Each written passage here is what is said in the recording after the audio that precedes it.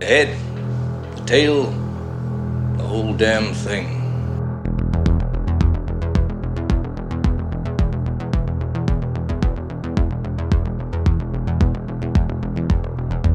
I'm back. Your favorite announcer, Tyler Patton, is back in the driver's seat again. Industry professionals Mike D. McCarty and James Knight will review Leprechaun and Oddity. I'm not sure what episode this is. I just do these spots from overseas. You see, I've been in Croatia, Budapest, Vienna. It's been quite an experience over here, and I just send in these spots for them to use, and they lose them or don't use them. It's really up to them. I guess I'm just not up to par. Anyway, let's drop in and see what the boys are talking about now.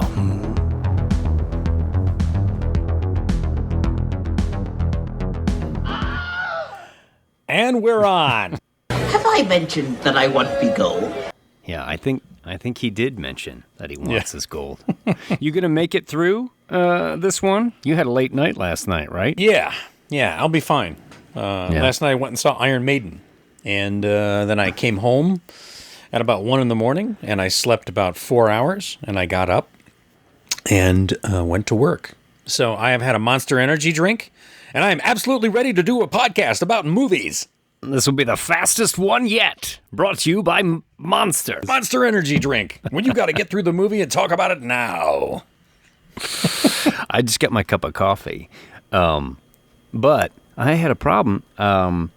Something was making the milk go bad.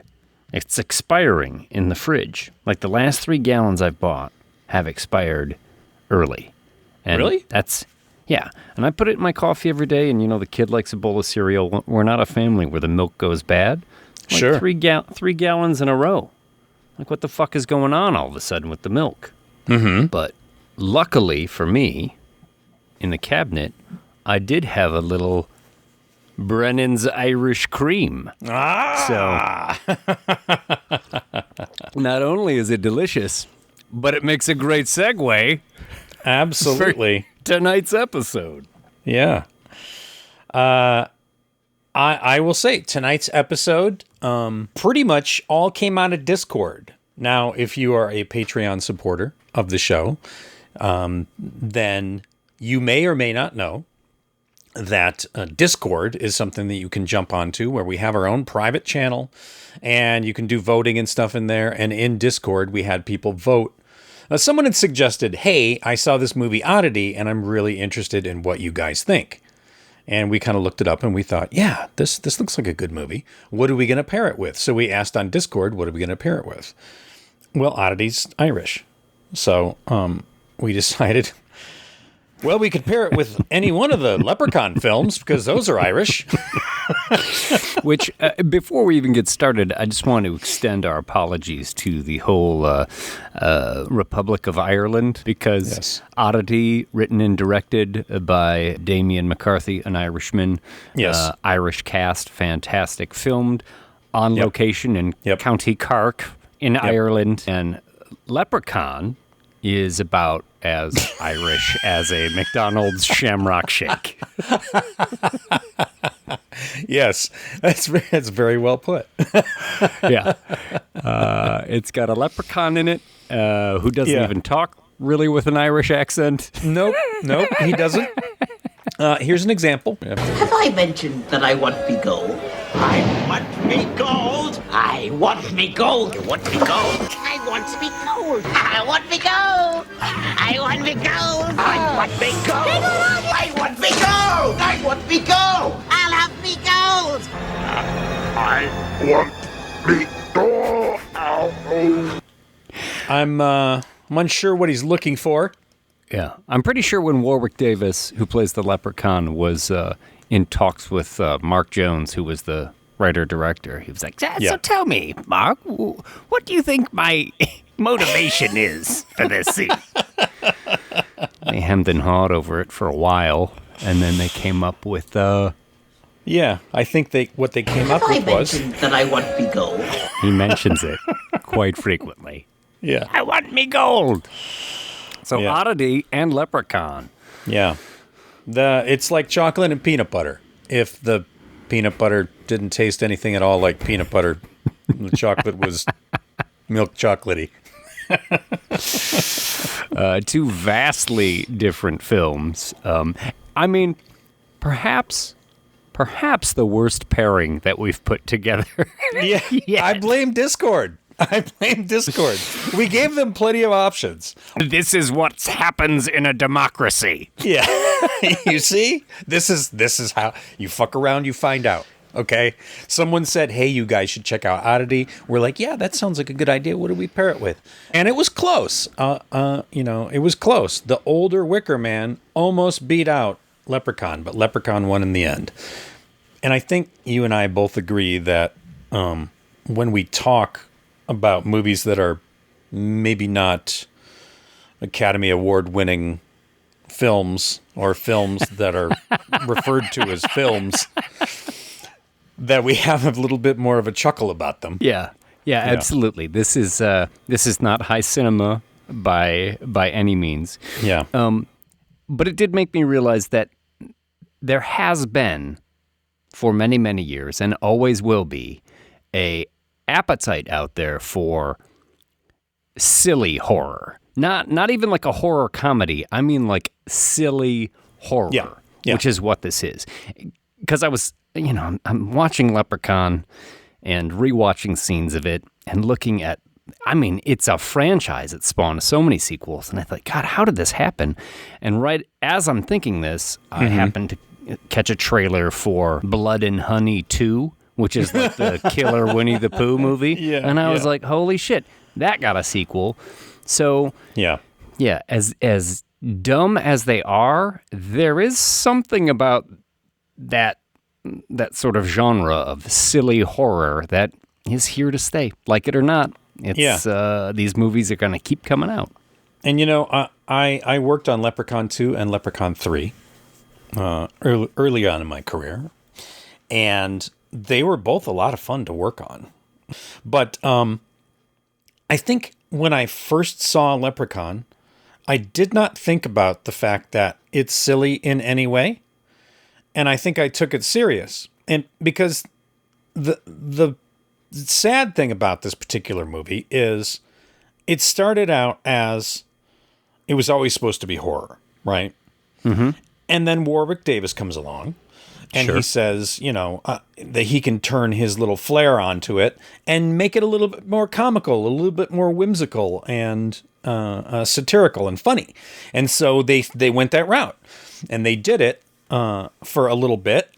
And then after the movie was finished, the studio, which at the time was Trimark, and Trimark, this was like their first movie, right? Like this was how they got into distribution and stuff.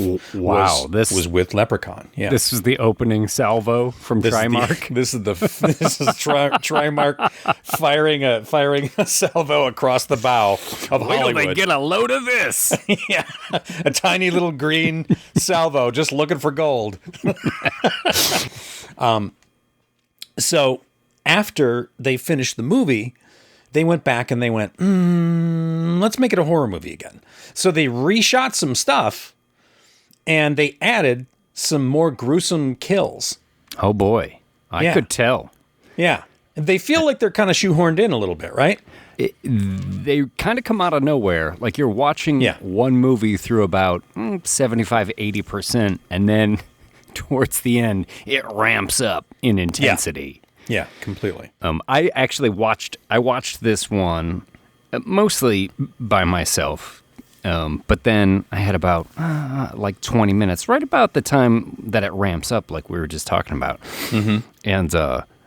And my daughter came in, and up to this point, I was like, "Oh my God, this movie's not scary at all. It's kind of silly. Well, not kind of. It's silly. Yeah." And it's still a horror movie. And I thought, who cares? Just go ahead and sit down. And that's when things went crazy. Yeah. You get a lot of eye trauma all of a sudden out of nowhere. Yeah. And I definitely want to talk about the effects with you in this one. Because, you worked on the second and third one. So you probably know a lot of the people, I would assume, Absolutely. People that worked on the first one as well, yeah. right? Good friend of mine, Gabe Bartalos, he designed and did the whole thing. And I guess his first design was turned down, and then they kind of went with a more sort of comical, whimsical sort of look.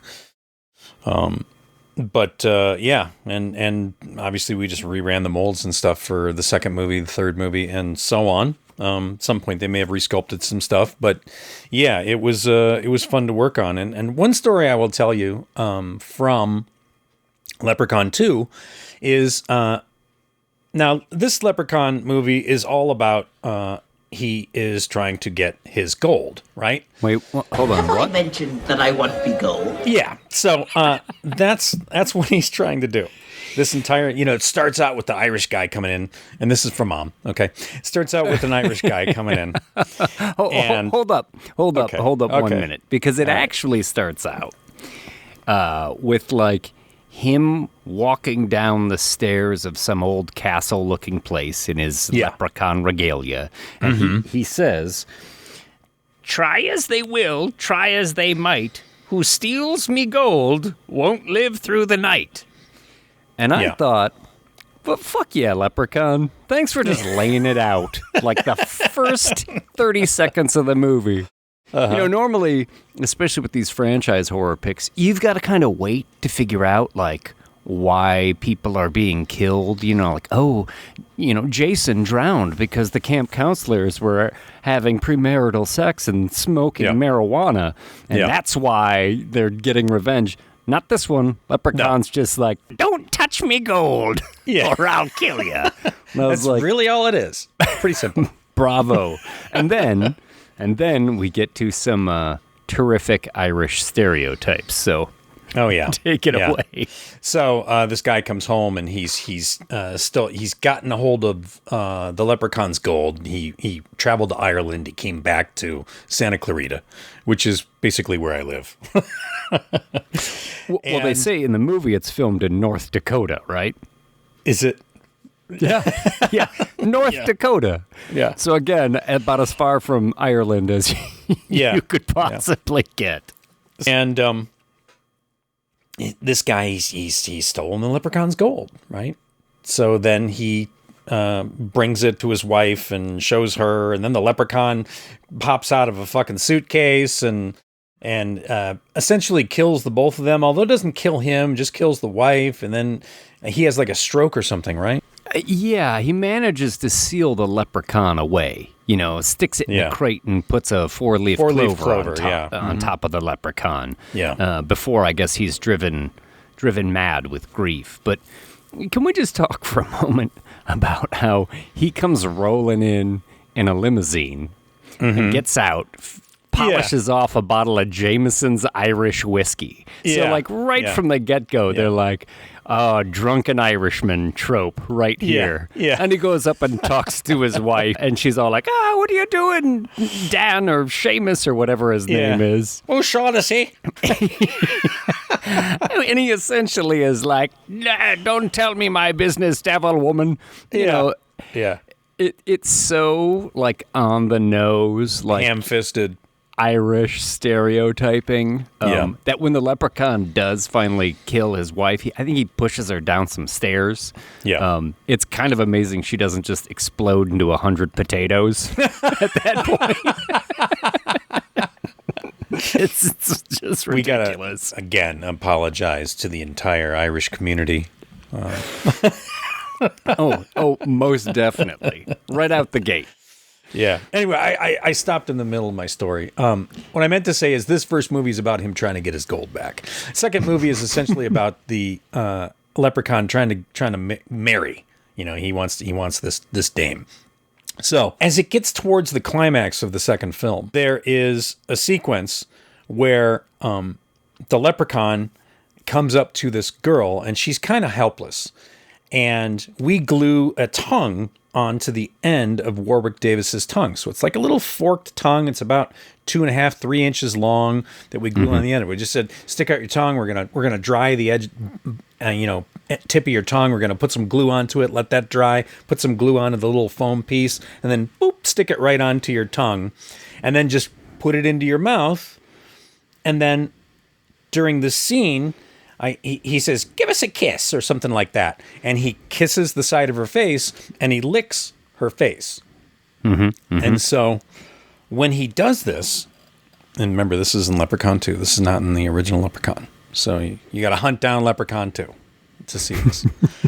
He bends down to give her a kiss. He opens his mouth. This tongue flops out, and all of like a ridiculous amount of saliva comes out of his mouth, all onto the side of her face, and he like licks his tongue up the side of her face, and we're all like, oh, like horrified, completely horrified.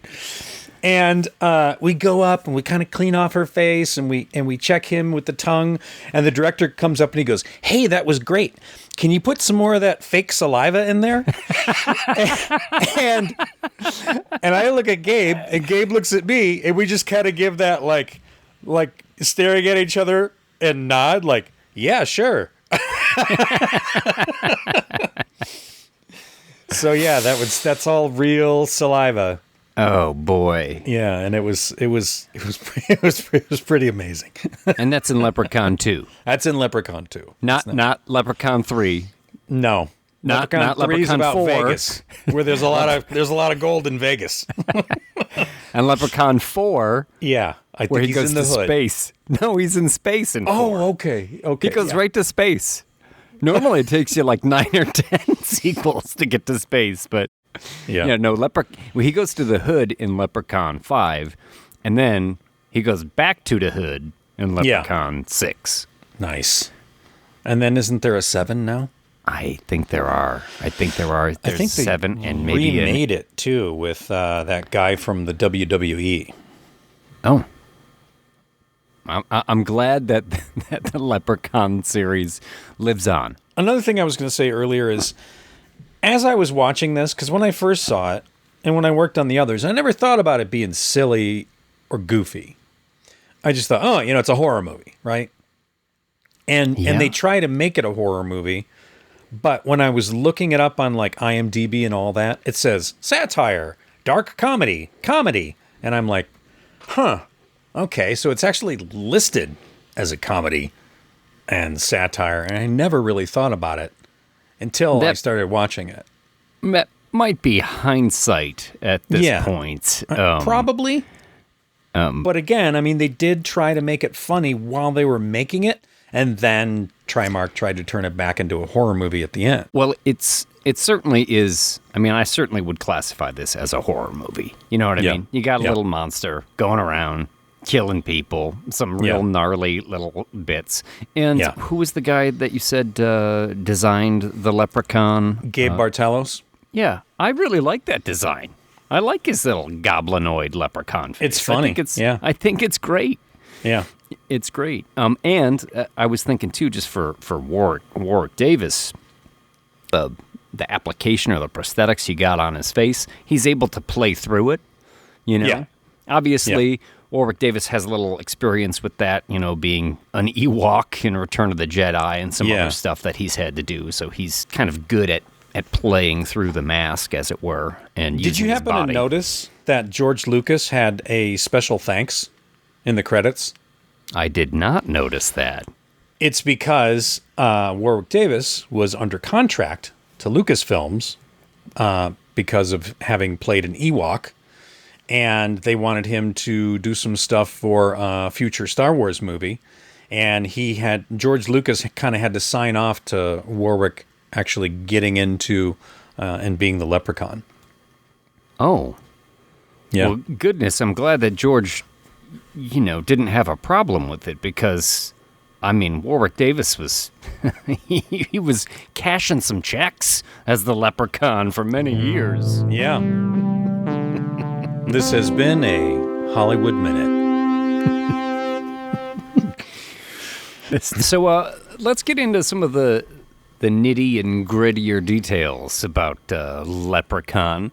Came out in 1993, so it's, 30 years old at this point. Holy smokes. But tell me, what'd you like about Leprechaun? How's it holding up? How is Leprechaun holding up? That's a good question. I would say that I started this movie experience by being a little high and realizing I want me Acapulco gold.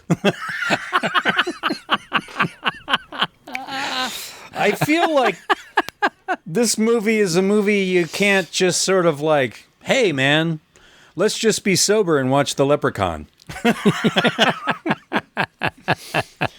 I think this movie stands out with a party atmosphere. This movie's got board shorts on and it's cheersing you with a beer.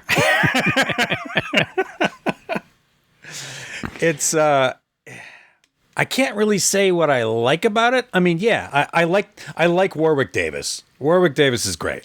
Okay. He's fucking awesome. And I'm not just saying that because he's a really nice guy to work with. I'm saying that because he is the star of this show 100%. Oh, sure. Everyone else is a cookie cutter piece of shit. Yeah. Even Jennifer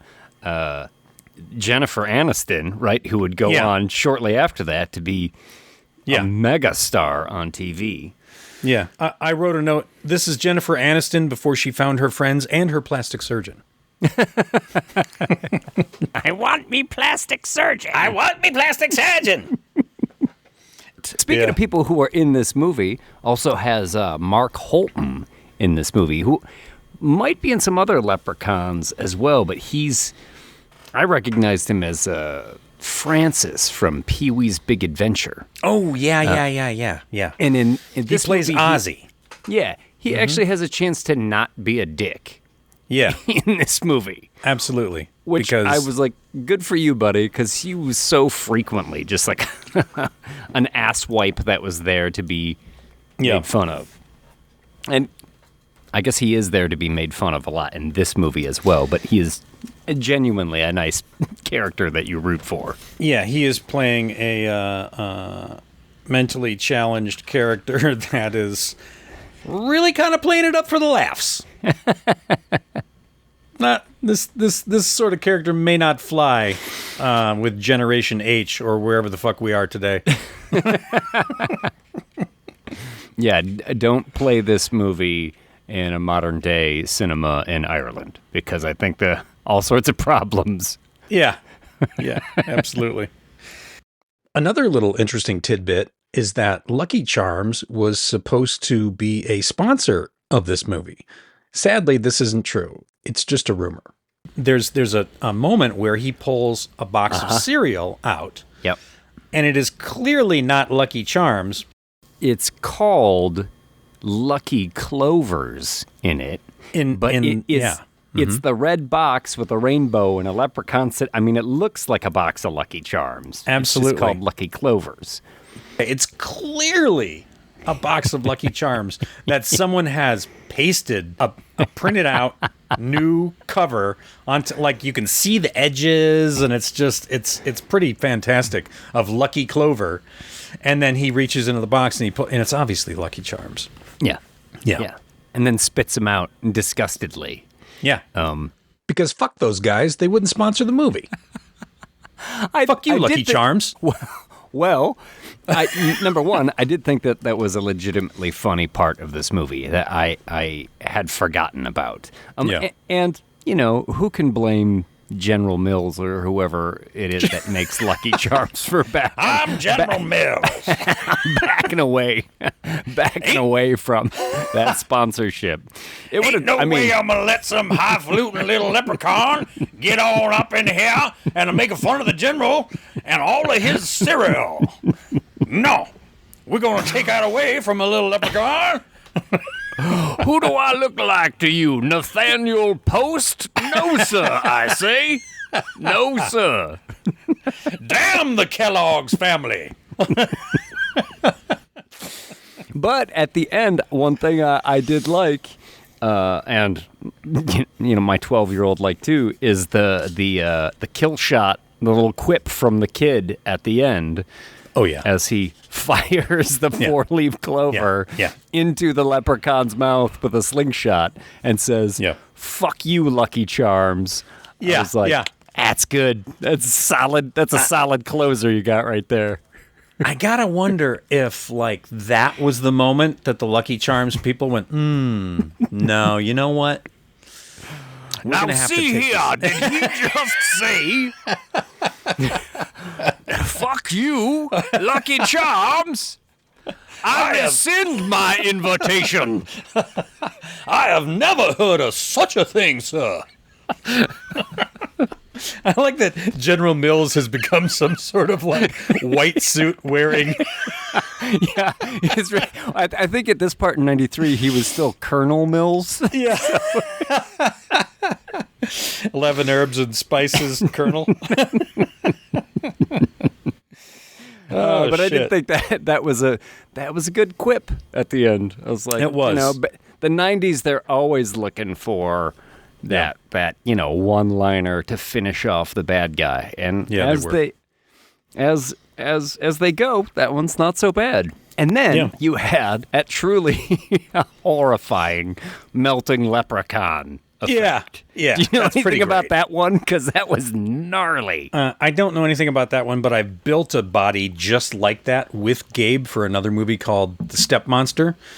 Oh, yeah. And when we did that one, we essentially took like a PVC body and like, here's a leg and you're going to wrap some foam around it and you're going to chew it up and make it all kind of nasty looking and put a piece of bone in, or use like part of an articulated skeleton that you might buy and like wrap pieces of foam and stuff around it and paint it all up. And then you plumb it with a bunch of tubes and then pump a methacellulose in different colors and blood through all the tubes, and you get all this melty kind of stringy stuff. And methacellulose is essentially it's sort of like a food thickener, and you mix it with it's like a powder. You mix it with water, hot water, and it creates like a gel, like a jelly. And the more water you put in, the soupier it'll be, or it'll be really thick if you use less water. And you can add color to it. So you can thin it down, get it to pump through tubes pretty easy. You can mix it with blood. It is a makeup effects standard forever, as long as I can remember. So yeah, that's just a janky body with a bunch of tubes, and I look like the head was puppeteered, so it was probably a little the jaw was moving, so it had like a cable controlled jaw mechanism. Is probably somebody down hiding behind in the well there. What was like he? That's maybe what like a 2-foot well. What was he saying at the end as he was all? He says, "I want my gold." Yeah, but in my voice is rotting kind of way. Yeah. I say, sir, I do indeed want the leprechaun to get his gold, but I will not be a parson or sponsor to such behavior. Yeah, that was like you were talking about before, when this movie kind of, shifted gears. It had done it a little bit before then, but the effects they go from like the leprechaun like scratching people's legs or maybe digging his nails across someone's face or something to melting there. But it's about, 10 minutes before this where Jennifer Aniston pokes him in the eye with a nightstick. Yeah. The police's nightstick. It pulls his eye out. And then he has to dig the eyeball out of the cop and put it in his own eye socket. Yeah. Well, that is classic. Yeah. It went from such kind of tame effects to just this really gruesome graphic stuff at the end. Fucking great. Anything that stands out, I mean, there's plenty in this movie that stands out as bad, right? It's a stupid movie. But the thing is, like, you're in the wrong frame of mind if you're sober. You're in the wrong frame of mind if you're going to take this movie seriously at all. Despite that, there's still some things I was like rolling my eyes about. Anything in particular that you saw that you were like, Jesus, make it stop?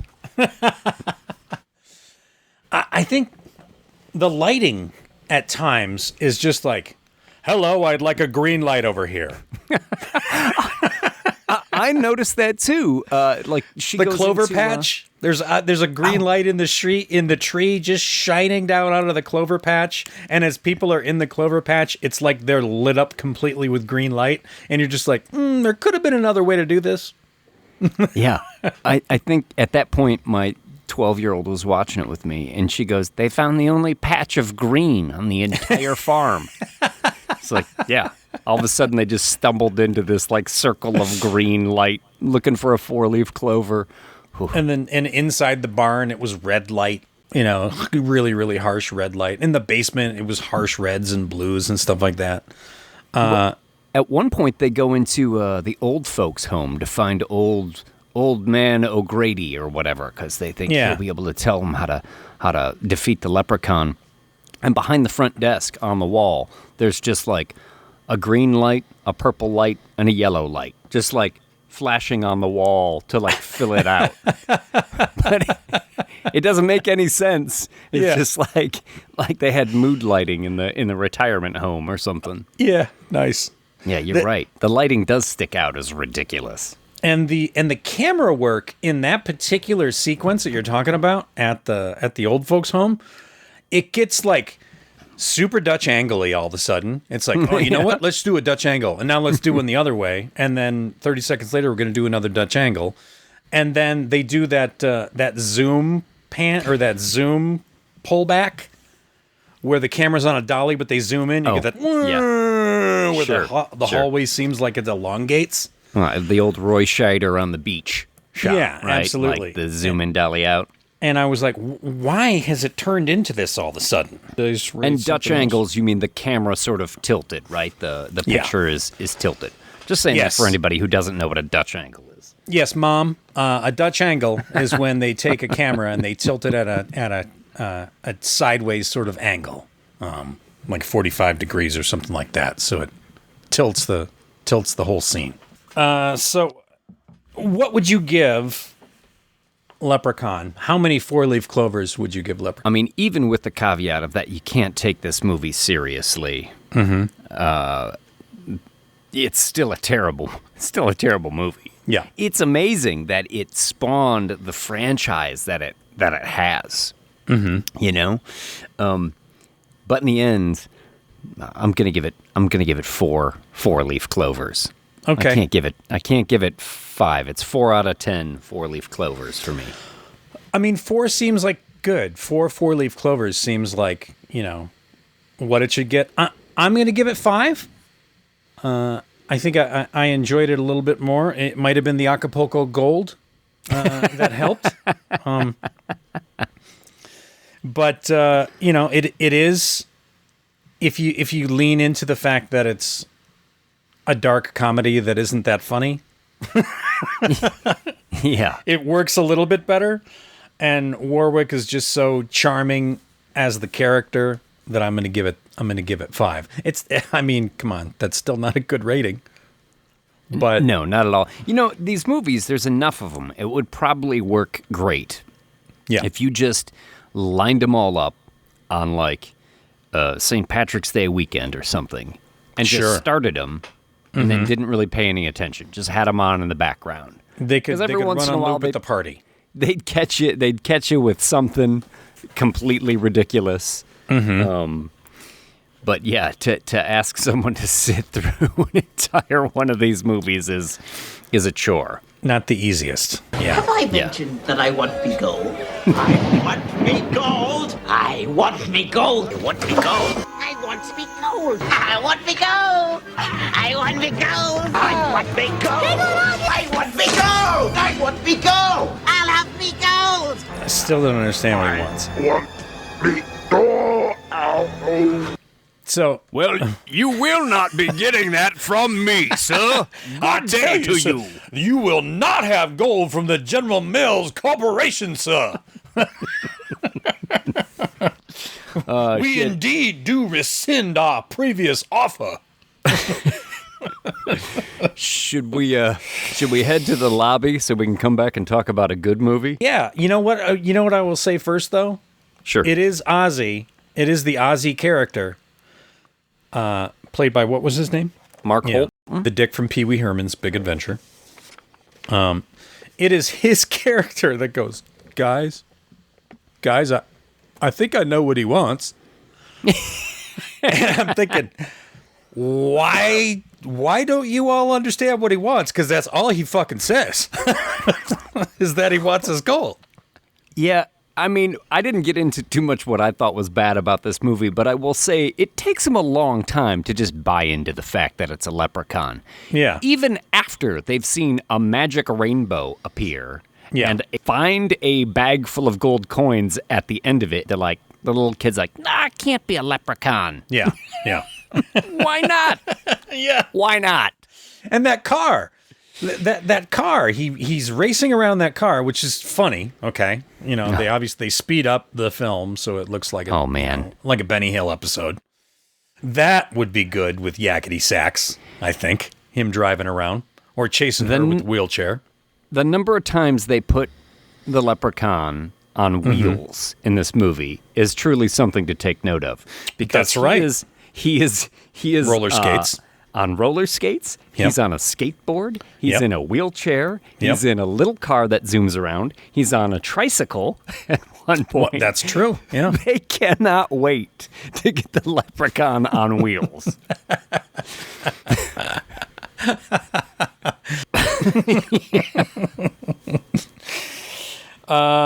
Do we want to take that break now? And then come back and talk about the first review we got? Yeah, let's head to the lobby and talk about a good movie. Okay.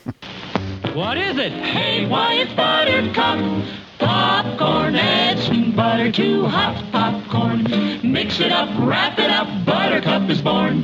It's delicious. So nutritious. It's a taste delight. It's so munchy. Crisp and crunchy. You'll enjoy each bite. Eat butter-drenched Buttercup. Popcorn at its best. Served in a king-size cup. It beats all the rest. All right, we are back from the lobby. How you doing? What are we doing? What are we talking about? Oh, a good movie. A nice palate cleanser. Coming right out of the gate and saying this is a good movie. Right out of the gate. I am. Well, it doesn't. The bar was set so low by Leprechaun. This one doesn't have to go very far. 2024's Oddity, written and directed by Damian McCarthy. 1 year after Danny Timmons is murdered in her home, her blind sister Darcy, an occultist with a touch for cursed items, arrives in an attempt to unravel the mystery and get some answers to the lingering questions that haunt her. Oddity is a dark and gloomy thriller that features a solid double-cast performance from Carolyn Bracken as twin sisters Danny and Darcy. Its plot has ample twists and turns that, even when predictable, are handled with enough tension and craft from director Damian McCarthy that audiences will be kept rapt, waiting for the next knock at the door or ring of the bell. I said it from the get-go. Mm-hmm. It's a good movie. I enjoyed this one. But, Mike, let me know, what'd you think of Oddity? I enjoyed this movie very much. I was super glad that the people in our Discord channel had suggested it, and I can see why they suggested it, because to me, this movie is classic. Yeah. It is well done. It's tense. It's moody. It's creepy. It can be scary, even though I'm not the kind of movie watcher that gets scared easily or at certain things. Usually I get creeped out. If I get creeped out, I know that it was a successful sequence. And this movie creeped me out a couple of times and keeps you guessing. Now, I would say that to me at times it was a little predictable. Mm-hmm. But I thought so too. I was 100% okay with that because it was a good story. And it's almost like this, I think this is going to happen, and this is how it should happen. And then it sort of follows in your footsteps. Yeah. At least for me. No, I agree with that completely, actually. I mean, I'm with you. I think this movie is kind of a classic. Of the movies that we have reviewed lately, the newer movies, this is definitely my favorite of the new bunch so far. Yes. But I agree with you. At times, I did find the plot predictable, But I wouldn't say I was necessarily like too far ahead of the story. I was sort of like right in line with it, or just ahead of it. And I think it's directed well enough, and I think the story is interesting enough so that even though it kind of unfolded the way I expected, it still had enough tension to keep me engaged. It never let the air out of the balloon, so to speak. Yeah. It was always right there for the ride. Yeah. And even though sometimes it unfolded the way I suspected, it was still thrilling to see it happen that way. Yeah. The guy that played Olin Bull, very creepy. I don't know how to pronounce his name. Would you say it's Tarek Murphy? I think so. Did I try to put it like an Irish inflection on it? Because Tarek Murphy? It's like TADGH? TADHG. Yeah. Yeah. Forgive us, any of our fans across the pond there. Slaughter the Irish pronunciations of some of these names. But it is, like we mentioned before, it's a very Irish film. Written and directed by an Irishman, all Irish cast, filmed in Ireland. Yep. I enjoyed his performance as Olin. I think was it Gwendolyn? No, Carolyn Bracken plays the twin sisters in this. Yeah. And very different. Yes, very different. The personalities of both sisters are very different. And in fact, really carries the movie. Yeah, I'll be honest, I didn't realize it was the same actress at first. It was my wife Grace that said, "Hey, is that the same actress?" And I was like, I think you're right. Yeah, they do a great job. It had nothing to do with the Acapulco Gold. But they changed the hair color, the haircut, I think the eye color, and just her mannerisms and everything. Yeah. One sister seems sort of warm and open and friendly, and the other one is pretty cold and distant. I thought she did a great job. Yeah, and to be honest, saying that it's an Irish movie and knowing that it was an Irish movie going into it, I really expected the dialogue to be hard to understand. Like, I thought the accents would be heavy, and I would be like shaking my head or going, what did they say? But it's not at all. It's almost like they hardly have Irish accents. But maybe I'm just dishing on the Irish now. But you didn't have to turn the subtitles on. I did not have to turn the subtitles on. If it was a Scottish movie, I might have had to turn the subtitles on. I've been watching Bad Monkey, and a lot of times when the Islanders are talking to each other, I got to turn the subtitles on because I don't really understand what they're talking about. But I'm it makes a lot more sense. But Bad Monkey's pretty funny, by the way. Have you watched that? I haven't checked it out, though. It's on my list. We made the arm. That's all I'm going to say. Oh. Yeah. Okay. The arm is it's a big part of the story. I'm sorry we sidetracked Mom. Enough apologizing to Mom. Mom's fine.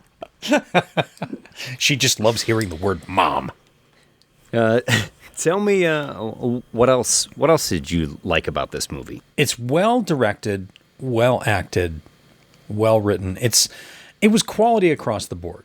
And I hearken it to old stories that are timeless, right? I think this movie is going to kind of be a timeless classic piece.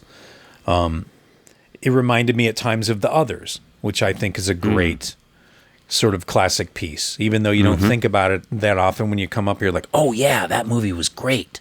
This is going to be one of those movies that people are going to go, oh yeah, that's right. That movie was great. Even though you knew certain things were going to happen, but you wanted them to happen. Right?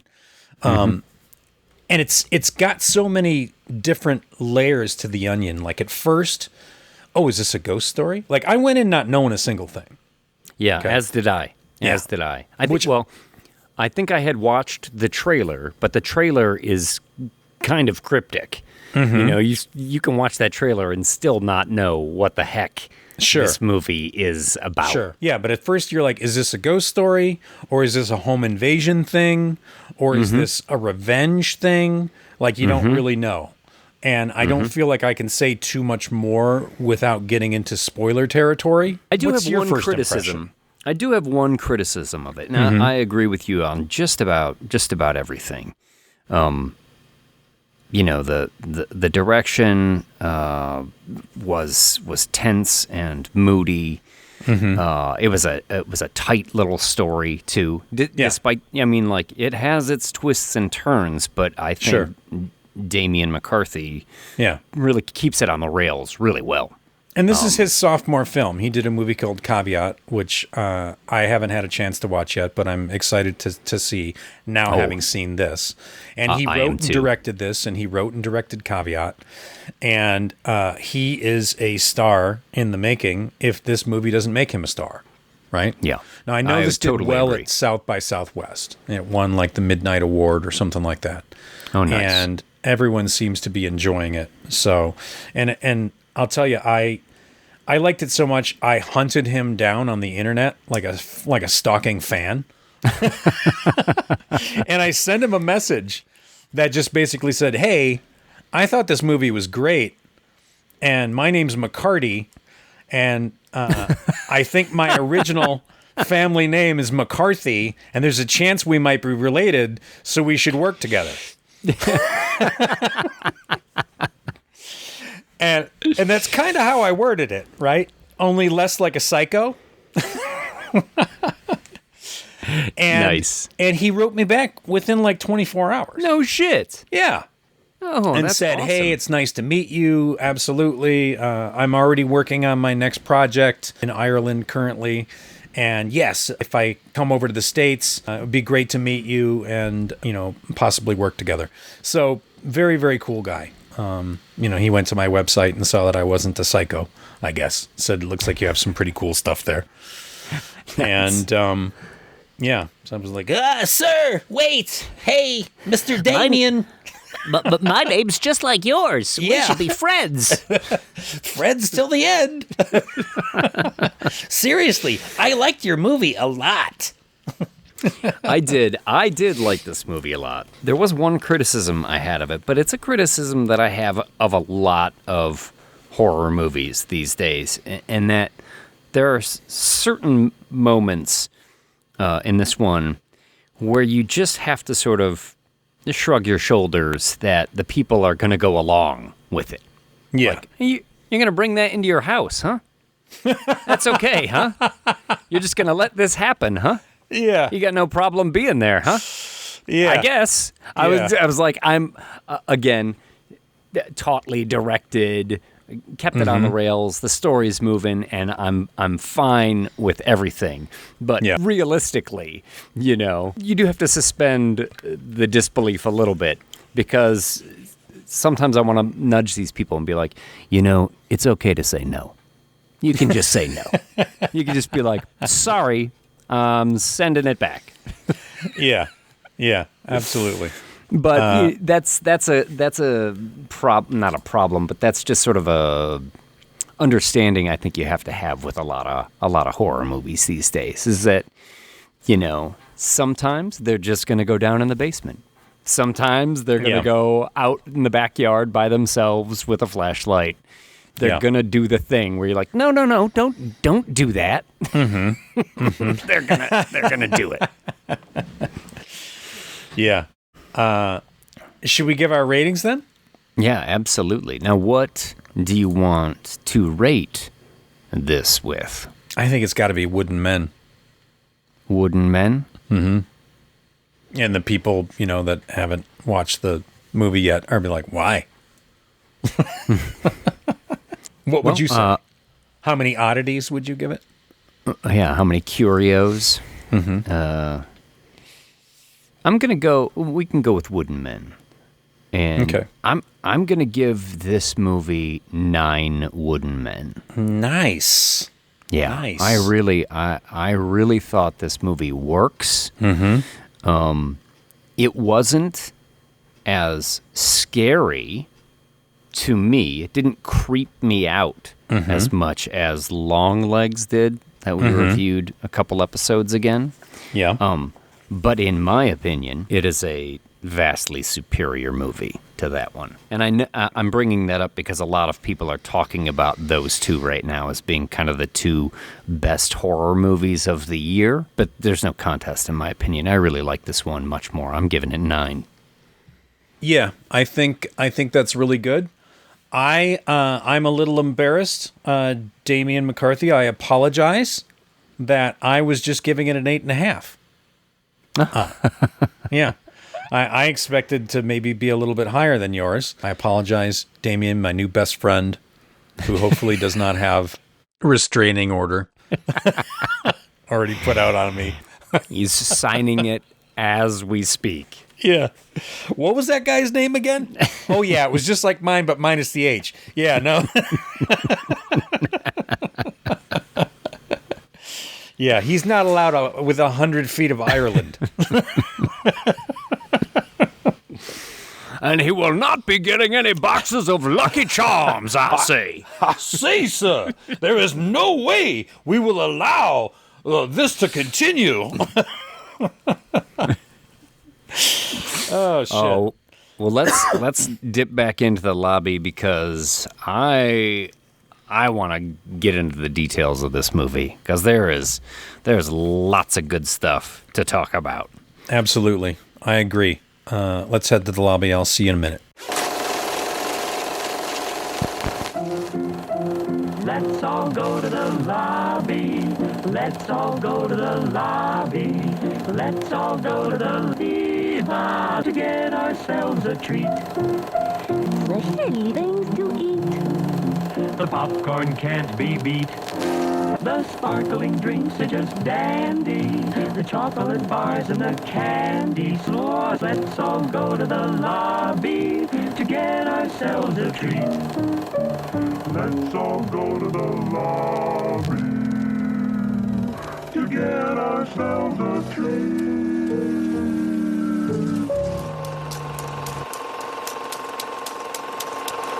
We're back from the lobby, and we're here to spoil Oddity. So if you haven't seen Oddity yet, you need to stop right now because you gotta watch this one.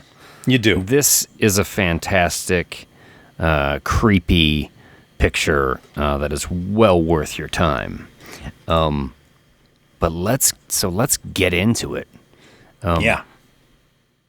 Favorite bits, favorite kills, just things that you thought were awesome, that stuck out to you from this one. What do you think? Where do you want to start, Mike? I mean, let's just start at the beginning. The creep factor is high as you think this is a home invasion story, right? Yeah. You've got the guy with one eye, Olin, who spells his name with one eye, which is kind of a joke. A joke that they make in the movie. Yeah. You think that he is trying to get into her house. He's like, lady, when you went out to your car, you didn't see somebody got inside the house and they're in there with you now. And she's got the door locked and she's talking to him through the door, through the little slide thing in the door. And he looks creepy because he looks creepy because that glass eye. Yeah. It's like a white glass eye. Yeah. So no one took their time to make that eye look normal. Somebody just polished a piece of shell and painted a pupil on it. Stuck it in his head. But before you go any further, we have to talk about the house itself because the setting, the house itself is just creepy. It looks like, well, coincidentally, when it first appears at the very beginning of the movie, I thought, what is that, an old insane asylum? Because it has that sort of like institutional yet old castle feel to it. And it has a big courtyard in the middle, and you find out that this couple is renovating this house. So there's essentially no furniture in it, long hallways that disappear into the darkness. Yep. And she's just got like a little tent set up inside the house. Yeah. And she's also trying to ghost watch or ghost hunt. Like she's set up a camera to take photographs randomly, hoping to catch some orbs. You learn very quickly that her sister is a medium, and she has a connection with her sister because they're twins. And she only gets cell phone reception in like one corner of the house on the very top floor. Exactly. Where she can call out. And it was things like that where you're like, oh, there's a camera going off intermittently every once in a while. Yeah. Flash. A couple minutes later, another flash, catching images. And also, she's like, oh, I've only got cell phone reception in this one corner of the house. Yeah. And it's just like the strings getting tightened. You know. Yeah. You know that the camera's going to catch something eventually. You know that at some point, somebody's going to need to make a phone call, and it's going to be... You got to make it to that part of the house. You got to get to that part of the house. Absolutely. This movie does a really good job of setting everything up in a very clear way and checking all those boxes. And when I say very clear way, clear enough to the point where you're not confused about what's happening, really. And you can kind of see things as they are unfolding. And like I said earlier, it's sort of a joy because that's what you want to happen. Yeah, to call it predictable, it does it a disservice, I think. Because predictable is kind of a pejorative term when you're talking about screenwriting or storytelling, right? Sure. The setups are so good, and the way you're sort of led down the track are so much fun in this one that it doesn't matter to me that you can kind of see the turn as you're approaching it. Yeah, absolutely. You have clear vision. It's not foggy. You know what's coming, and you're right to call it predictable. In most films, to say it was predictable, you'd be dishing on it. In this one, it's not. We're not trying to say anything bad about the movie by saying that it had some predictability to it. But not because it's what you want. Yeah, and it's not without the suspense, too, because that moment you're talking about, there's a stranger outside the door. Yeah. She slides open the little, it's not quite a peephole, but, it's larger than that. She can look out of there. And there's a creepy guy out there who says, you got to let me in. There's somebody in the house with you. And the tension of, like, where's the danger coming from? Yeah. And then she's slowly reaching towards the door like she's going to let him in. Yeah. And you're like, is she going to do it? And we cut away to find out she's been murdered. Yeah. You don't see right then the aftermath of whatever choice she makes. Yeah. So it leaves you on the hook. Leaves you on the hook. Makes you think she's maybe going to let this very creepy guy in the house. And then she's murdered. But did she actually open the door? Yeah. Or not?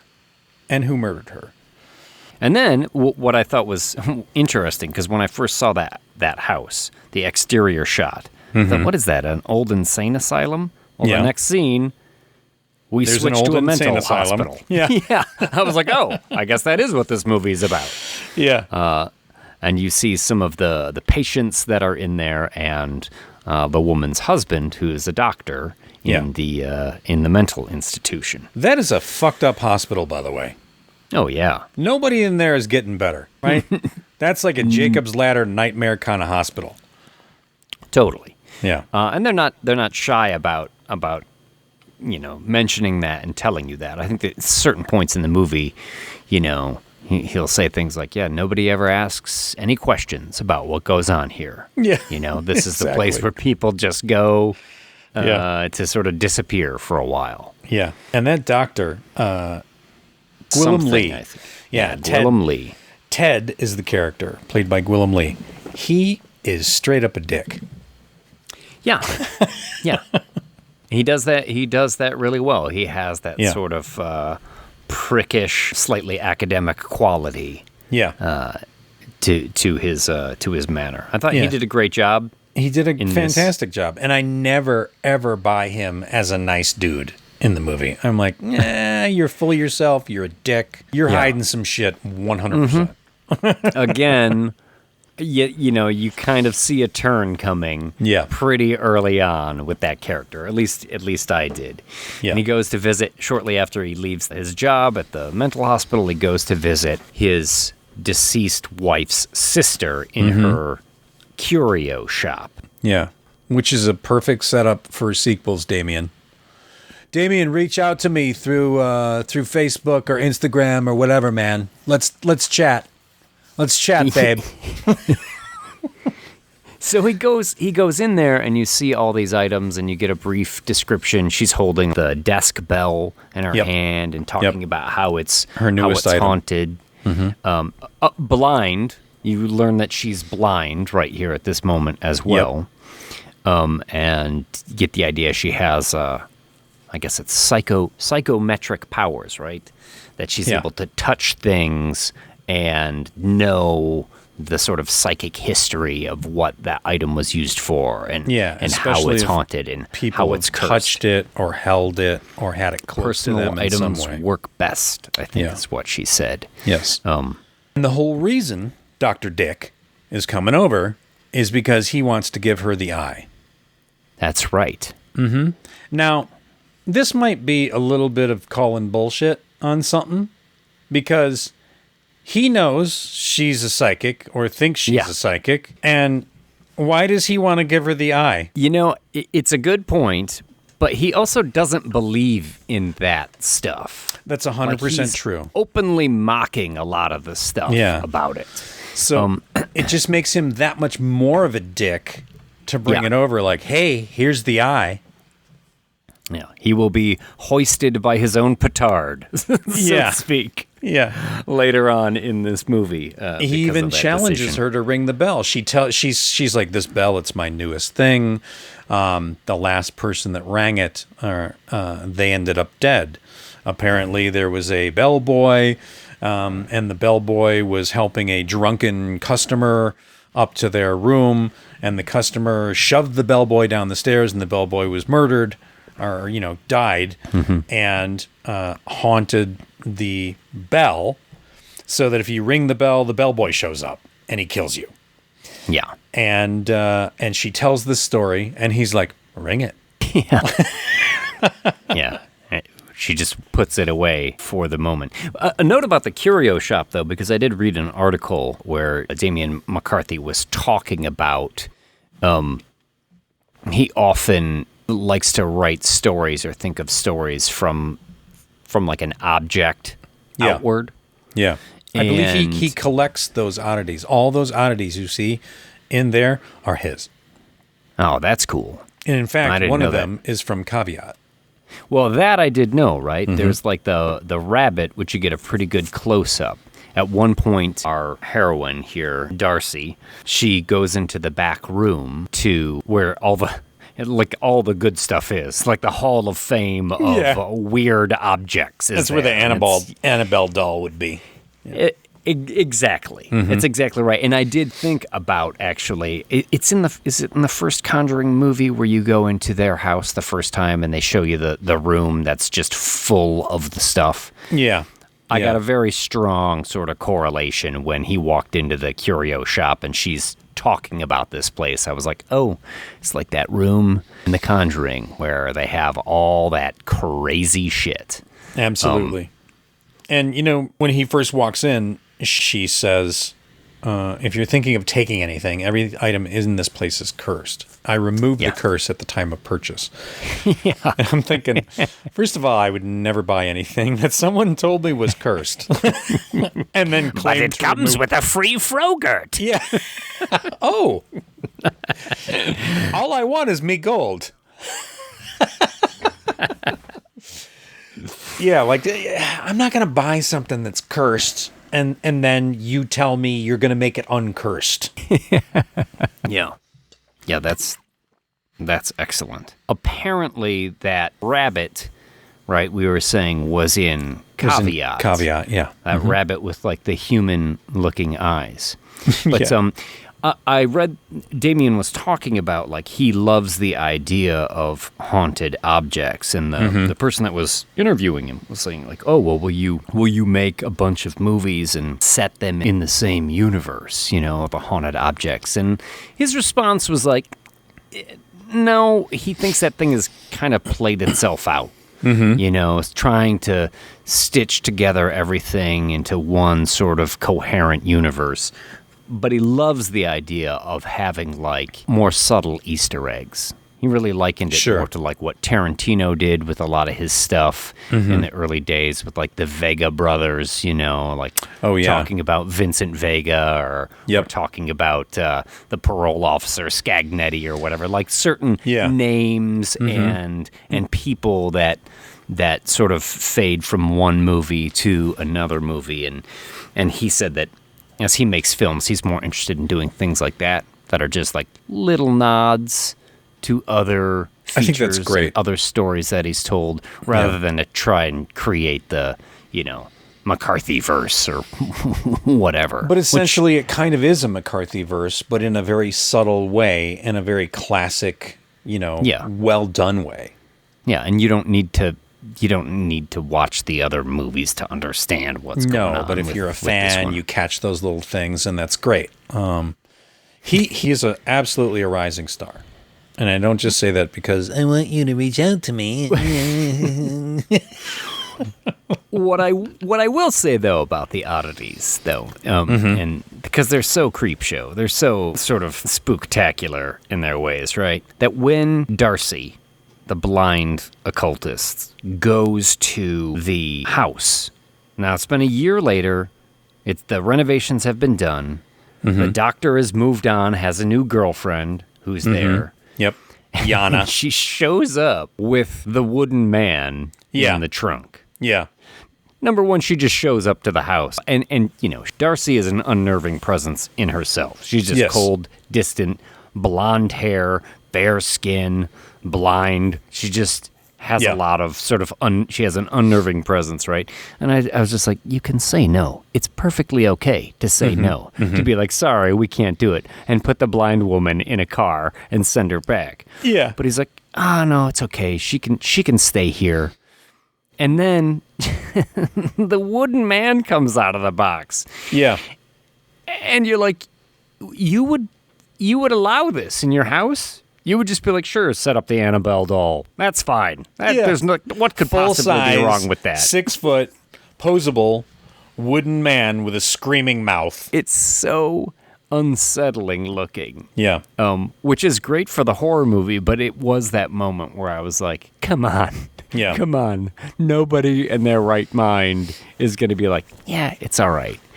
They look into the crate and they see it kind of all folded up in there. And what is that? And like, oh, it was a gift, a wedding gift or an anniversary gift from a witch to our parents or something like that, right? And then later, after Dr. Dick has left, his girlfriend comes downstairs and the thing is sitting at the table, at the dinner table, and she's like, why did you put it at the table? And then blind Darcy's like, I didn't. Yeah. The girlfriend didn't really ask enough questions, I felt, or didn't put up enough of a fight. Because there were other things like, so the doctor's got the new girlfriend. It's essentially when Darcy shows up at the house, it's the year anniversary from her sister being murdered. Yeah. And you're like, you're going to stay in this creepy fucking house where a woman was murdered not even a year ago? Yeah. Like, you're just going to stay there? And they wrote it into the script that the girlfriend says, like, I don't like staying here. But to me, I was like, it's going to take more than a line of dialogue to justify why someone would be like, sure, there's no cell reception in this place, and it looks like an old insane asylum, and the hallways go off forever into the darkness, and it makes all kinds of strange noises, and that woman was murdered here, but I'll stay. It's okay. I'm pretty sure I saw her ghost. Yeah, that was the other thing. She's like, I was looking through this picture, and don't you see that face? And he's like, oh, that must be like a double exposure or something. Sure. On a digital camera? Yeah, done. Yeah, is that exactly. Does that happen?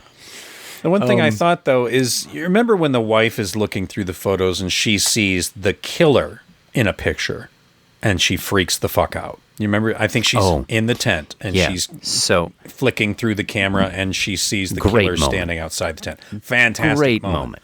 Where'd that picture go? Oh, well, yeah. We'll just say the killer deleted it. The killer deleted that image. Yeah. Yeah. Right. Well, there was definitely some cleaning up to do, and they, of course, framed the one-eyed man. So, yeah, as we were saying before, the scene ends earlier in the movie where her hand is reaching towards the door, and you don't think if she's going to let him in or not. And then it sort of flashes back to show you this moment where she doesn't let him in, and then she goes into the tent that's just set up in the house. Yeah. And both, my wife and I were both like, no, don't go in the tent. Don't go in the tent. Don't go in the tent. Totally. Like, you'll never see anybody coming that way. But it was great, flipping through the images on the camera that, you knew was going to pick something up. Totally. The first moment you saw it, but it doesn't, that moment still lands. And of course she unzips it and the killer shows his face. Of course he's wearing a mask, a frightening mask. Yep. And then he will brutally murder her in there. Although you don't see it. I think you just see the aftermath of him sitting outside and the interior of the tent is all covered in blood. Yeah. Which I thought was pretty cool. One of those good little shocking quick moments where you just see the aftermath. And it's very gory but fast. Yeah. Like when Olin is killed and you just see the aftermath of that body. Oh yeah.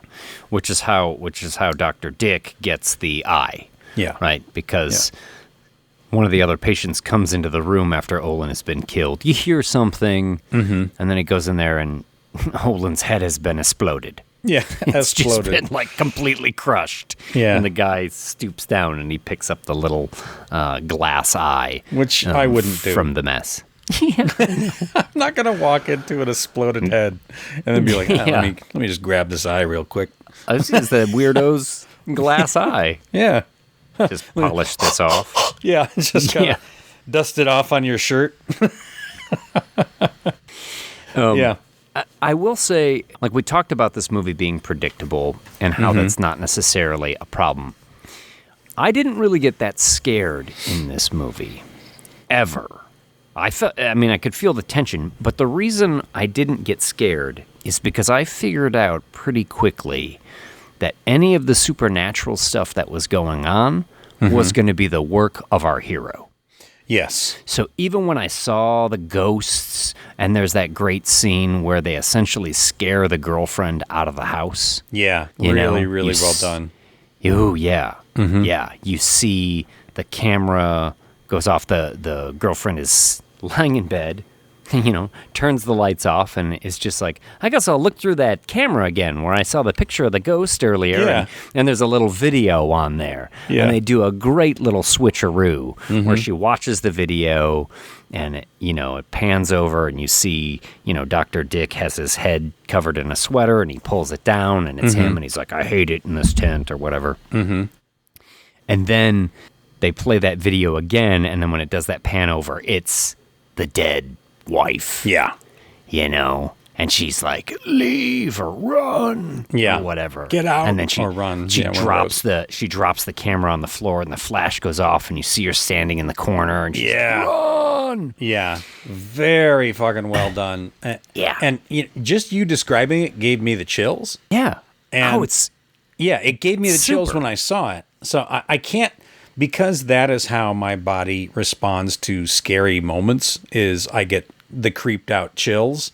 I can't say that wouldn't scare somebody. Oh, yeah. Yeah. Absolutely. I think this movie has some good scares in it. And this particular moment is tense. Yeah. But I remember thinking, like, I know what's going on right here. I know that she is essentially scaring this girl out of the house. To keep her alive. To get her out of there. Yeah. Because she doesn't necessarily want to go on a killing spree here. She just wants revenge. Yeah. This was after even We didn't even get to that point. Back to the point of like, why would you let this wooden man thing in the house? Yeah.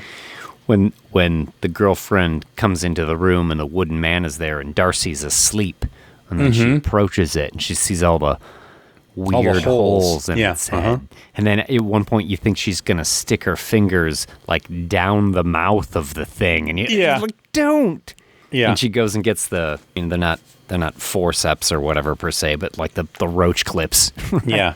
She's sticking them in the holes of that thing's head and pulling out like tufts of hair and little rolled up photos tied with, hair knots and things. Yeah. And a little vial of blood. Yeah. What are you doing? Yeah. What are you doing? At some point you stop pulling things out of the head. Yes. Like, no, you know what? I'm going to put this back and I'm going to walk to town.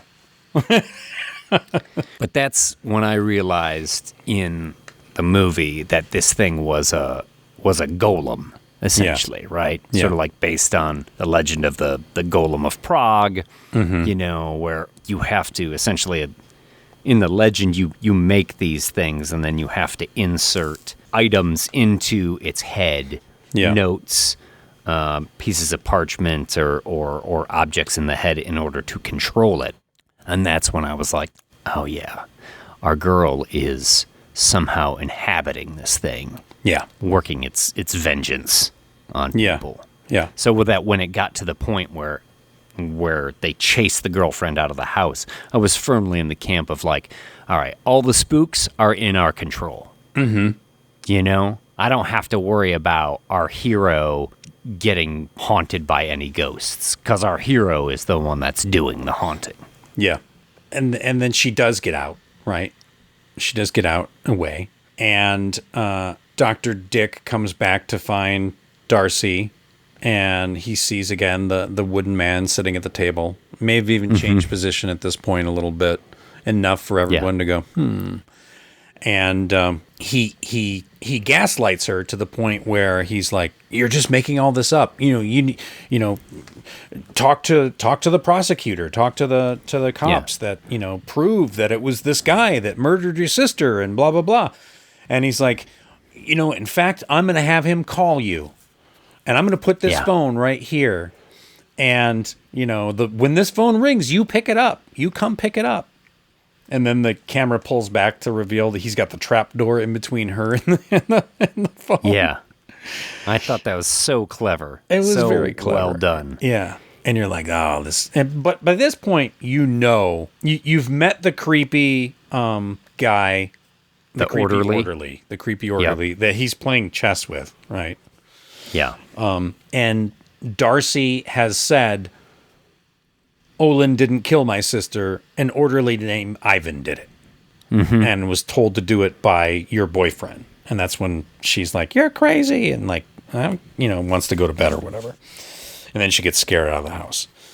So we already know within our hearts that he had his wife killed. Yeah. And probably had this orderly do it. We know it, but he still makes a convincing argument, like you said, when he's gaslighting her. Yeah. Of like, I'm gonna, I'll leave the phone right here. I'll have the detective call it. You just come get the phone. Yeah. He knows she's blind. She'll fall through the hole. Yeah. And interesting, because I watched this movie a second time just yesterday too. That trap door is like the first thing you see in that house. Is her sister putting that panel on the trap door right there. So they've already established that this thing is there. Now, why is it there? Why is there a trap door there? Like, that's where they drop hay from the top to the bottom? I don't know. Like it's a little, is it some sort of laundry chute? It seems like a really bad idea to have a trap door there. It does. I couldn't figure out like what the purpose of it was. Yeah.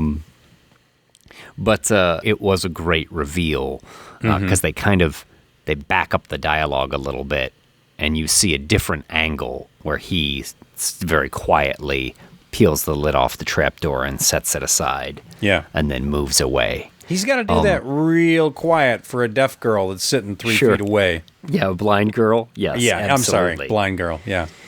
I will say, I was surprised that she just fell down the trapdoor. That kind of shocked me. And then when you see a little bit later that she's just fucked. Yeah. You know, she's fallen and she's sort of smashed herself and she's barely hanging on. Yeah. Because I expected a lot more sort of wait until dark at the end of this movie. Sure. A lot more sort of cat and mouse with the blind girl being stalked, because she wasn't in danger from the ghosts, but she would have been in danger from the orderly coming into the house that had killed her sister. Yeah. And so I was kind of expecting a little bit of that. And so it was a truly shocking moment when she fell through the floor and cracked her skull. Yeah, because the phone rings, and you see that it's Dr. Dick. He's calling the phone, hoping she's going to walk across that thing and pick it up, and it's just ringing forever, and after a while, he just hangs up, hoping she's fallen through. And we do. We sit there and we look at her as she's staring blindly towards the sound of the ringing. Yeah. And you think, she's not going to do it. She's not going to do it. She's not going to do it. Oh, shit, she's going to do it. And she falls right through the floor. And I thought, well, you're dumb, lady. But then later, she's psychic. I feel like she's seen all of this coming and is getting up her nerve to do what she knows she has to do, which is kind of sacrifice herself. Well, I don't know that I didn't necessarily see her psychic powers as being like telling the future in this. To me, it was just like I touch items and I can see the truth. I can see where they've been. I can see what the people were feeling. I can see. She's been touching that floor for hours. Personal items work best. Yeah. Frankly, I was surprised that there weren't more revelations like that. That she didn't find anything else in the house that she would touch and get more pieces of the puzzle, falling into place for her. She kind of just knew everything as it was happening. Well, I think that would have drawn out the movie a little bit. And at an hour and 38 minutes, it's a really good length for a movie. Oh yeah, yeah. I was surprised by it, but it's certainly not a criticism because, like I said, he just keeps it going, and you enjoy the turns as they come, whether you see them coming or not. It's always an enjoyable ride. Yeah, so she falls through the floor. She gets all busted up, and then Dr. Dick says to Ivan, the killer, super creepy orderly guy. Oh yeah, the cheekbones on that dude. Yeah.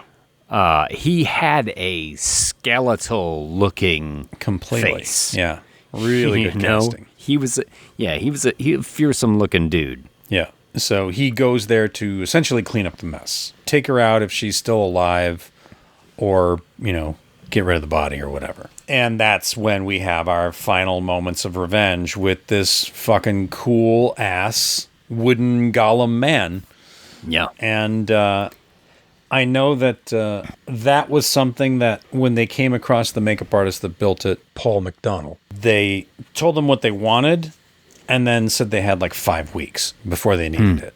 So he had to work very quickly to get it done, which of course I'm used to because that's how a lot of things happen nowadays is somebody calls you and they have very, very little time or very, very little money or little of both and need you to pull something off amazing. And they pulled off something that was very cool that lives in both of a 3D posable, version of it, right? That's just looks like it's made of wood and is posable. So it's like a hard version, but it's obviously, probably silicone or latex and polyfoam or something like that.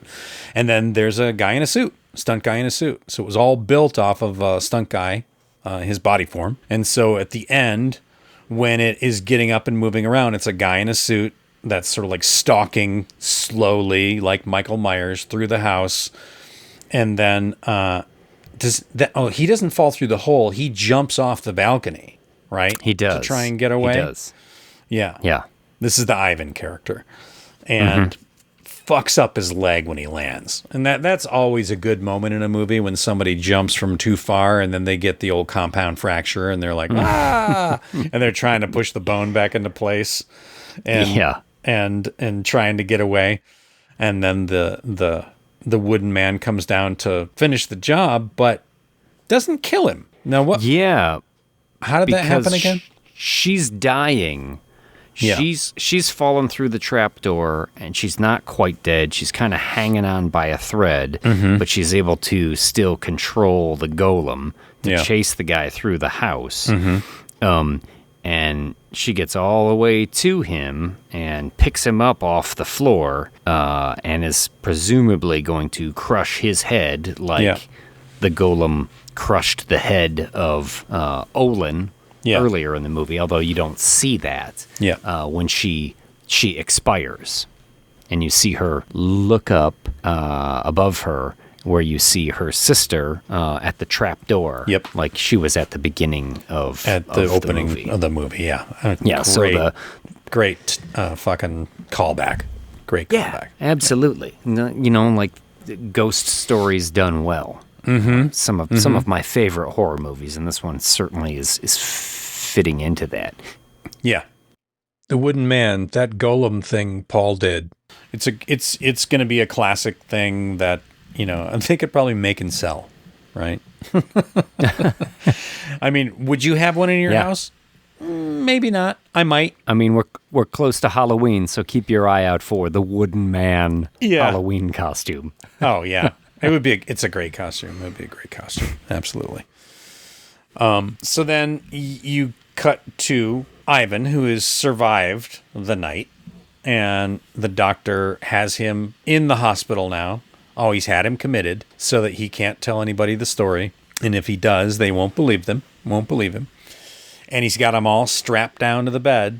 And twice earlier, they've shown you like a Hannibal Lecter character that has a mask on, obviously, because he's bitey. And in fact, you can see him like the shot is from behind him, and you can see his mask sort of working from the back of his head because he's obviously grinding his teeth. Yeah. Like back and forth. Which is good.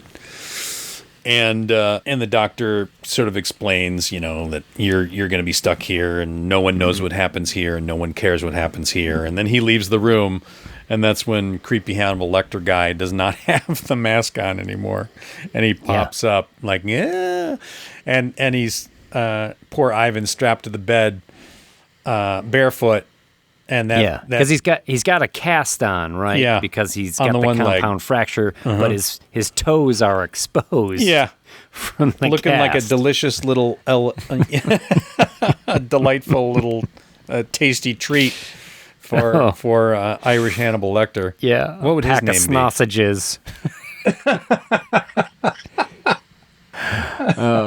Yeah, these little piggies are just hanging out there, and the guy just It's a gruesome little moment. You don't actually, there's no gore there. You just see the guy's sort of wild eyes look at the toes, and then it bites onto it, and it cuts to Ivan screaming, and that's it. Yeah.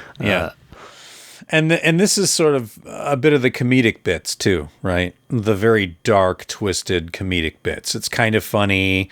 You're getting your comeuppance, and we're moving on. Yeah. But speaking of comeuppance. Yes. After this, Dr. Dick goes back home. There's a voicemail from his girlfriend who's like, I've had enough. I mean, thank goodness, girl. Yeah. I mean, like, you stayed in the house where his former wife was murdered. You saw numerous ghosts. There was a weird wooden man golem. And then another woman died there. Like, you're well within your right to back out of the relationship at this point. So wisely she does. You get that voicemail. And our doctor gets back, apparently having gotten away with everything, and a little package arrives in the mail. Yes.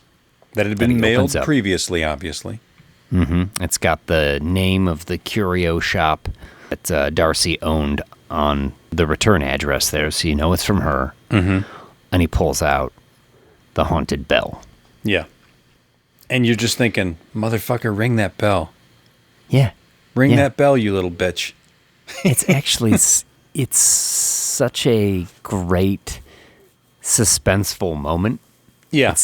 I mean, it doesn't seem complicated, right? Yeah. I think people make a mistake of thinking that a moment of suspense is simple, but it's just a dude and the bell, and just like him looking at the bell and the different camera angles. He does a really good job at making you just kind of be like, come on, let's do it. Is he going to do it? Come on, let's do it. Ring that bell. What's going to happen? Ring that bell. Mm-hmm. And he finally does, and nothing happens. And you wait. He's looking, yeah. And you wait. He kind of smiles. He hears a sound. He looks behind him. There's nothing there. Mm-hmm. And you're like, fuck, come on. Like, the moment he rang that bell, I expected Boogity racing towards the camera, cut to credits. Absolutely. Yeah. And I believe that was the original intention. Oh, yeah? Yeah. Why do you say that? I read somewhere that they were in the middle of setting up that shot, and the actor in the dead bellhop makeup and outfit was just standing off to the side. He's got some contacts on. It's hard for him to see. He's standing off to the side behind Dr. Dick, and they're just like, okay, we're just going to chill right here, and he's just going to stay right there. And the director, Damien, was apparently across the room, and he looked across and saw them in a two-shot and went, that might be a good shot. Let's shoot it. So they shot like the relaxed version of like them waiting for a take. Yeah. Wow. That's funny. Of the bellhop, bellboy just sort of like waiting there. And it's kind of funny, and it kind of works because that dude's going to kill him. Right? Sure. Based on what, she's already said the last two people who rang this bell are dead or were killed. I will say, I expected the bellhop to come screaming down one of those long hallways. And I'm a little disappointed that he didn't.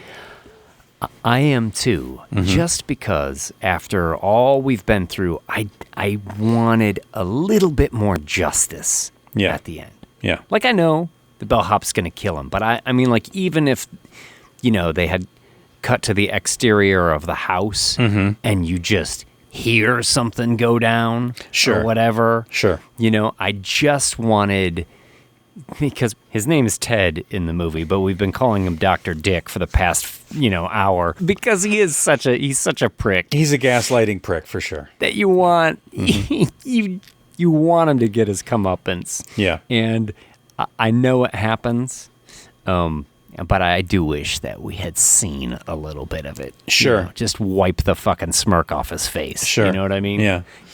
Yeah, I there is a cool aspect of the fact that you're waiting, nothing happens, and then you cut to a wider shot and you see that it's been standing there the whole time. Yeah. That is kind of cool. Yeah. It's definitely cool. Yeah. And it defied my expectations, which, is great. Which is and it great gets when the a movie point does that. across. Yeah, absolutely. But yeah, I wanted to see that smug son of a bitch get it in the end. Absolutely. So there you go. Bravo. Well done. Holy shit. Good movie. It is one of my favorite horror movies of the year as far as new things I've seen. And written and directed by Damien McCarthy. And a lot of these films that are good that we've been seeing, or that I've been seeing, like if you look at Talk to Me and Late Night with the Devil, which has a lot of great qualities to it, even though it's not 100%. These are all written and directed by, like, Talk to Me is brothers as well. Written and one wrote, one directed. And Late Night with the Devil, written and directed and edited by one of them. And The Substance was written and directed by one person. Oh, really? Yeah. So it's a good new trend that I'm seeing, and it's showing that someone who's in control of their own story and how it's being told is able to do a really good job. And I know that all these are independent films, but hopefully this makes Hollywood take a little bit more of a notice that this is the secret to success. And maybe put a little less reliance on corporate sponsors or advertising dollars from product placement from, say, like a General Mills. I say, sir, do not bring up my name in a disregarding manner. Do you know what the General has done for you? Where would you get your sugar smacks? Where would you get your golden grams? Where would you get your cinnamon toast crunch, I say? In the cereal wars of 1968.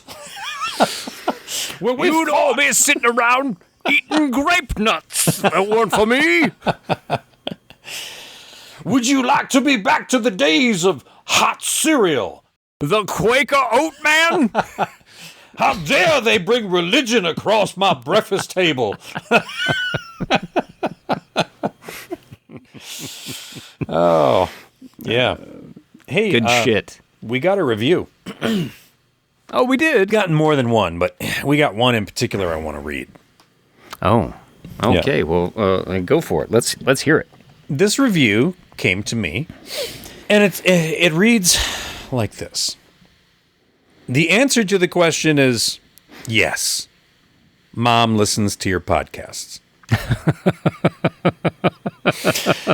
Mixed reviews most of the time. For someone who is my age, they're way, way too long. Mom. This is from our mom? This is from our mom. This is from our mom. Yeah. You spend more time off topic than you do on the topic. I declare. Don't get me wrong.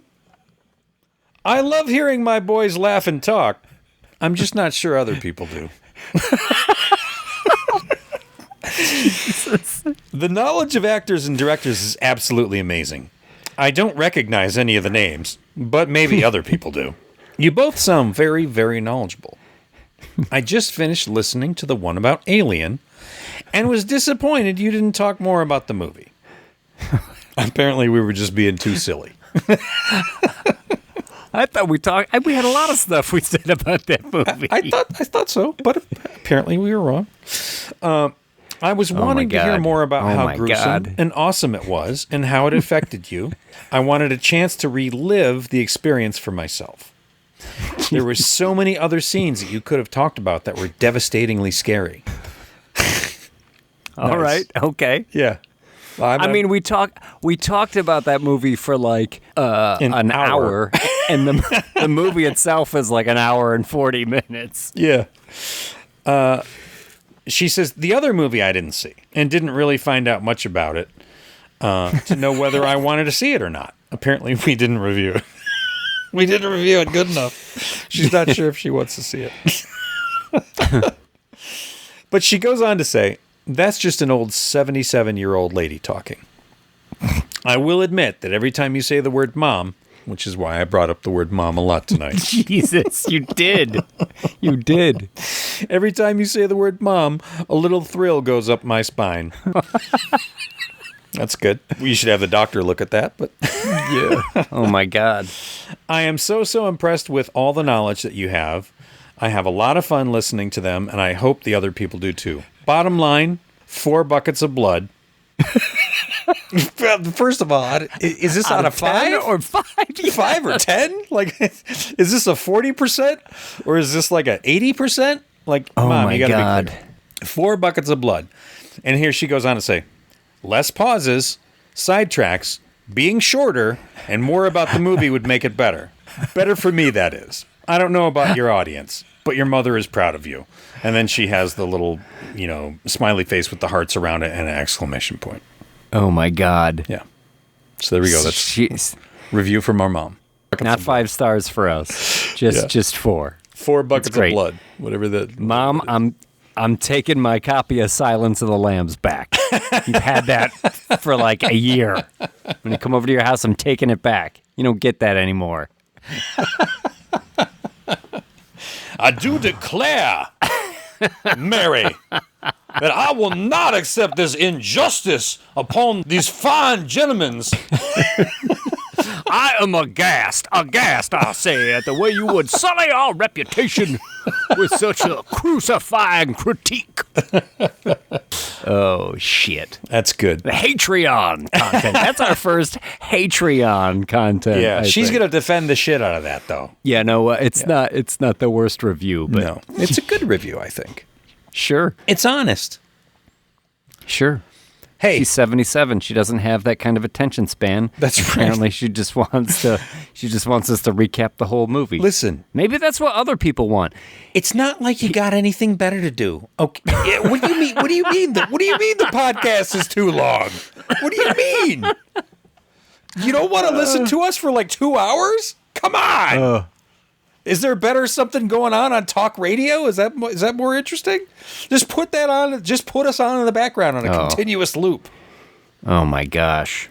Come on, that's good stuff. That is good stuff. I'm still taking my copy of Silence of the Lambs back though. Oh, Mom, thank you for that review. That is great. We love it. We love you. You're fantastic. If anyone out there agrees, just post a review that says Mom was right. Okay? That's all you have to say is Mom was right. And we'll get it. We'll get it. We'll do more scene-by-scene breakdowns of the movies. Less sidetrack. Less General Mills breaking in. Less goofy Patreon content where we're recutting commercials all the time and trailers and other stuff. Yeah. If you're not on the Patreon, you should check it out. I said that like a Canadian there. Check it out. Check out our Patreon, eh? Oh, yeah. Oh, it's pretty good. We got a lot of good stuff on there. Find out what it's all about. Trailers, commercials. Oh, yeah. We don't have one for Timmy Hortons yet, but we've got one for the Maxwell house. No, I'm sorry. It's for the Folgers. It's the Folgers. Yeah. The Folgers stuff. Yeah. It's specifically the Folgers stuff because we don't want to get sued, eh? Yeah, it's spelled in a different way, too, if you look closely. The next film that we'll be reviewing is The Substance. Is that right? The Substance is coming up. We're pairing it with Videodrome. This was, again, suggested by people on Discord. And we also have a special Thanksgiving episode that'll be coming up. So check out our Discord because we are asking for help from our listeners to contribute to the episode in some fun ways. We're plotting out a whole Thanksgiving meal with a turkey entree, a couple of terrible sides, and some crapatizers to get us all warmed up. Yeah, so, and should be a lot of fun. Yeah, on the Patreon, you can find out more about the crapatizers. We want people to send in basically Twitter-sized reviews of terrible movies. Do it in a funny way. Send it to us at our Gmail, thewholedamnthing13@gmail.com, and we will read them on that episode, the very special Thanksgiving episode. On a very special, the head, the tail, the whole damn thing. General Mills finally realizes that he has been wrong the entire time and apologizes to the Irish community. My goodness, what have I done? I have been egregious. They were not, in fact, after my Lucky Charms. Indeed. All the accusing I have done for years and years. I do declare I am in the wrong. Tricks are for everyone, not just for kids.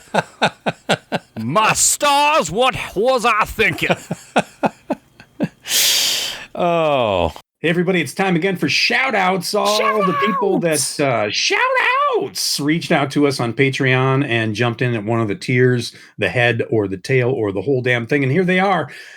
We got one from that guy and, okay, just that guy, I guess.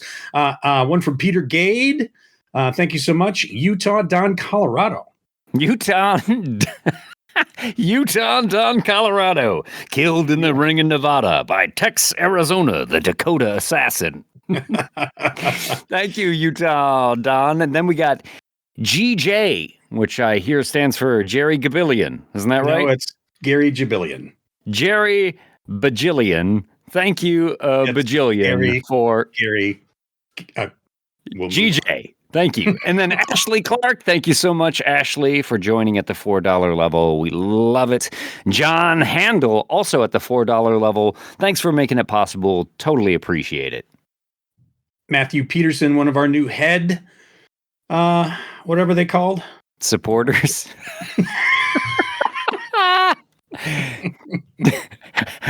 Thank you, Matthew. Thank you for contributing. We do truly appreciate it. Pay no attention to Mike. Andrew Newick. Andrew Winnick. Andrew, your username is the most. It sounds like I'm playing the record backwards. Thank you, Andrew Nick.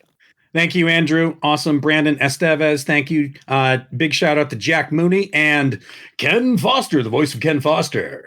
KenFostersVoice.com. At the $4 level, thank you so much, Ken. Then we got Lauren Thomas bringing it up with $4. Thank you so much, Lauren. Truly appreciate it. Thor Merich. Whosoever listens to this podcast shall have the power of Thor. Thank you. Indeed, sir. Adam Kane. Big shout out to Adam. Been a long time since we heard from him. Yeah. Thank you, Adam Kane, for buying me beer when I was underage. I really appreciate that. I believe there's no proof of that. There is no proof of that. There is not. I think the statute of limitations has worn off on that since it happened 8 years ago. Anyway, also, there's no proof. Cecilia Lachelas, thank you so much for joining at the $4 level. Booby, welcome, Booby, to the tail. You got yourself a piece of tail for $2. And Booby, my favorite name of everyone, Silver Shamrock. Damn you! Shout out to Silver Shamrock at the $4 level. Thanks for joining. I hope you're digging it, and I hope you like the song because we played it a lot of episodes. Yeah, thanks, Lisa. If that is your name, Silver Shamrock. But thank you, truly. We couldn't do this without your support, and we appreciate everything you've done for us. Hope you're enjoying it. There's much more goodness to come. So we promise to keep it coming. And you promise to tune in, and we'll all be one big happy Patreon family. Patreon! Reach out to us at Patreon at patreon.com, and we are The Whole Damn Thing at Patreon. So don't forget to like and subscribe on all those platforms. We're available on Apple, Spotify, etc., wherever you get them. Write a review. You're obviously enjoying this a lot, and reviews would help us a bunch now. So tons. Smash that like button and subscribe. Take a moment and write a little review about how much you're enjoying it, and help us conquer the algorithm. Yes, we must conquer the algorithm. Thank you so much, everyone. That's it for the shout-outs. We will see you in 2 weeks. The head, the tail, the whole damn thing.